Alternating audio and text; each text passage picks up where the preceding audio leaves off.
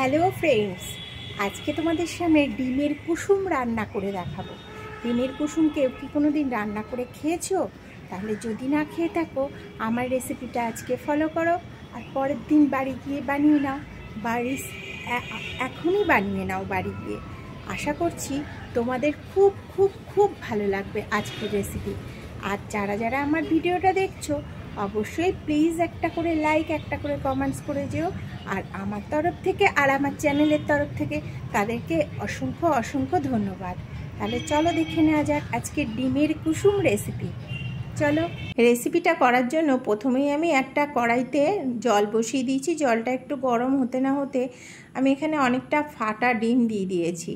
আমার বাড়িতে ফাটা ডিম ছিল, সেই ডিমগুলোকে আমি গরম জলের মধ্যে ছেড়ে ভালোভাবে সিদ্ধ করে নিয়েছি। আর এদিকে ময়দার মধ্যে একটু লবণ আর হলুদ দিয়ে আমি মাখিয়ে রেখে দিলাম বেশ খানিকক্ষণ। আর কড়াইতে তেল দিয়ে দিলাম, কড়াইটা উনুন বসিয়ে।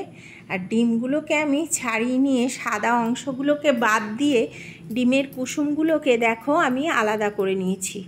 ডিমের কুসুমগুলোকে আলাদা করে, কুসুমগুলো নরম যেহেতু, হাত দিয়ে চেপে চেপে এরকম ডেলা ডেলা করে নিলাম। আর ময়দাটা যেটা লবণ হলুদ দিয়ে গোলা ছিল, সেই ময়দার গোলাটার মধ্যে আমি এক একে দিয়ে এরকম তেলের উপরে লাল লাল করে ভেজে নেব।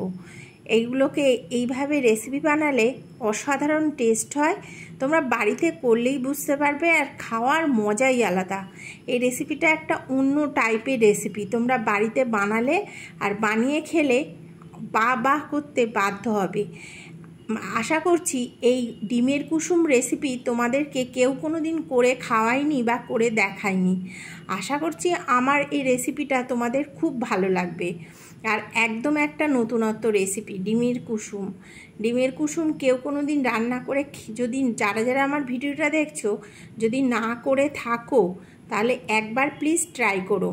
এখানে আমি মশলা হিসেবে বেশ 25 গ্রাম মতো চাল মগজ, 20 টাকার একটা পোস্তর প্যাকেট আর 3-4টে কাঁচা লঙ্কা একসাথে আধ ঘন্টা থেকে 40 মিনিট ভিজিয়ে রেখেছিলাম। তারপরে বেটে নিয়ে যে কুসুমগুলো ভাজার তেল ছিল, সেই তেল থেকে একটু তেল তুলে নিয়ে বাকিটায় আমি মশলাটা দিয়ে দিলাম। একটু হলুদ দিলাম, একটু জল, একটু লবণ। এটাকে কষিয়ে নিয়ে ওপর থেকে 3-4টে কাঁচা লঙ্কা ফাটিয়ে দিয়ে দিলাম। এবার দিলাম যেই ঝোলটা মরে আসলো, উপর থেকে ধনে পাতা দিয়ে আরেকটু নাড়াচাড়া করতে থাকলাম কিছুক্ষণ ধরে। এরকম নাড়াচাড়া করতে করতে যখন একদম একটু বসে বসে আসবে, তখন ডিমের কুসুমগুলো ভাজা অবস্থায় দিয়ে দেবো। ওপর থেকে একটু ওই ডিমের কুসুমের তেল যেটা তুলে রেখেছিলাম ছড়িয়ে দিলাম। এইবার যেই ফুটে ফুটে একেবারে নামানোর টাইম হয়ে এসছে, একটু সামান্য কয়েকদানা চিনি উপর থেকে দিয়ে দেবো। আর অবশ্যই একটু ফুটিয়ে নিয়ে এইবার গাঢ় গাঢ় হয়ে এলে কষা কষা করে নামাবো।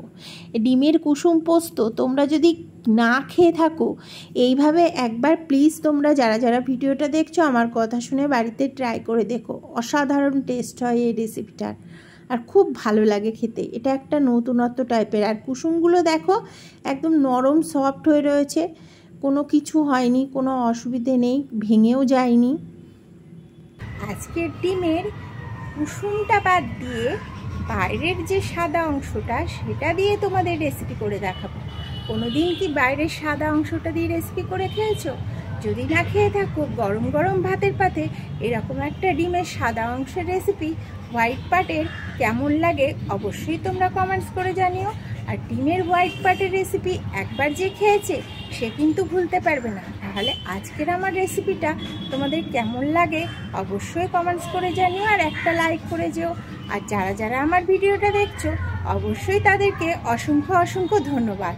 তাহলে চলো দেখে নেওয়া যাক আজকের হোয়াইট পার্টের, অবশ্যই এগের হোয়াইট পার্টের দারুণ একটা রেসিপি। চলো দেখে নেওয়া যাক। সবার প্রথমে ডিমের যে কুসুমগুলো আমি ছাড়িয়ে আগে রেসিপি করে তোমাদের দেখালাম, তার হোয়াইট পার্টগুলোকে আলাদা করে রেখেছিলাম। একটা কড়াইতে তেল দিয়ে দিলাম। এইবার তেলের উপরে যে হোয়াইট পার্টগুলো আমি রেখেছিলাম সেগুলোকে দিয়ে দিলাম। এগুলোকে খুব ভালো করে নেড়ে চেড়ে তেলের উপরে ভাজতে হবে। ভাজাটা যত সুন্দর হবে রেসিপিটা খেতে তত সুন্দর লাগবে। অবশ্যই কিন্তু লাল লাল করে ভাজার চেষ্টা করবে এই ডিমের হোয়াইট পার্টগুলো। তোমরা যদি লাল লাল করে না ভাজো ডিমের একটা আঁশটে যে গন্ধ সেটা থেকে যাবে, তখন ভালো লাগবে না। ওই জন্য বলছি খুব লাল লাল করে ভাজার চেষ্টা করবে, আবার এত লাল করে ফেলবে না যেটা সাদা অংশটা একেবারে চলে যায়। ঠিক এরকম করে লালচে ভাব আসবে, ব্রাউন আসবে, তখনই ভেজে নেবে। এবার ওই তেলেই আমি টুকরো করে রাখা কয়েক টুকরো আলু দিয়ে আলুগুলোকেও লাল লাল করে ভেজে নেব। অবশ্যই কিন্তু আমি যে প্রসেসে করছি প্রসেসটা তোমরা ফলো করবে, তাহলে রেসিপিটা খেতে সুন্দর হবে। তেলের উপরে একটু আদা রসুন বাটা আর হচ্ছে একটা টমেটো বড় সাইজের কুচিয়ে রেখেছিলাম, সেটা দিয়ে মশলাটাকে খুব ভালো করে কষিয়ে নিতে হবে।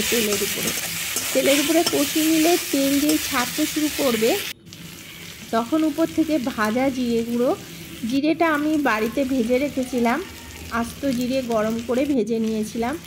এইবার ওর উপরে ভেজে রাখা আলু আর সামান্য একটু জল দিলাম। এবার একটু ধনে গুঁড়ো দিলাম, একটু হলুদ গুঁড়ো দিলাম আর একটু লঙ্কার গুঁড়ো।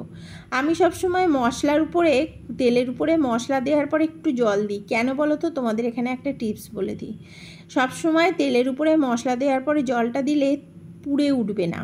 তেলের পরিমাণ যদি কমও হয়ে যায় তাহলে তরকারিটা বা মশলাটা পুড়ে ওঠার সম্ভাবনা থাকবে না। মশলাটা আলুটা কষিয়ে নিয়ে ওপর থেকে ভেজে রাখা সাদা হোয়াইট পার্টটা দিয়ে দিলাম, মানে ডিমের হোয়াইট পার্টটা দিয়ে দিলাম। দিয়ে এইবার ওই আলু আর মশলার সাথে হোয়াইট পার্টটা আরও কিছুক্ষণ কষাতে থাকবো। এইবার স্বাদ অনুযায়ী উপর থেকে একটু লবণ দিলাম। এবার দিয়ে দিলাম আমার স্বাদ অনুযায়ী জল, মানে আমার পরিমাণ অনুযায়ী জল। তোমরা তোমাদের যতটা পরিমাণ হবে সেই পরিমাণ বুঝে দেবে। আর যেই আলুগুলো সিদ্ধ হয়ে এসেছে, অলরেডি ভাজা অবস্থাতে সিদ্ধ অনেকটাই হয়ে গেছিলো, যেই কষা কষা হয়ে এসেছে উপর থেকে ছড়িয়ে দিলাম ধনেপাতা আর নামিয়ে নিলাম কষা কষা করে। আর একটু গরম মশলা দিয়ে সেই গরম অবস্থাতেই নেড়ে চেড়ে এটাকে রেডি করে নিলাম। রুটি, লুচি, পরোটার সাথে দারুণ টেস্টি একটা রেসিপি। তাহলে কার কার ভালো লাগলো অবশ্যই কমেন্টস করে জানিও। সবাই ভালো থেকো, টাটা, বাই।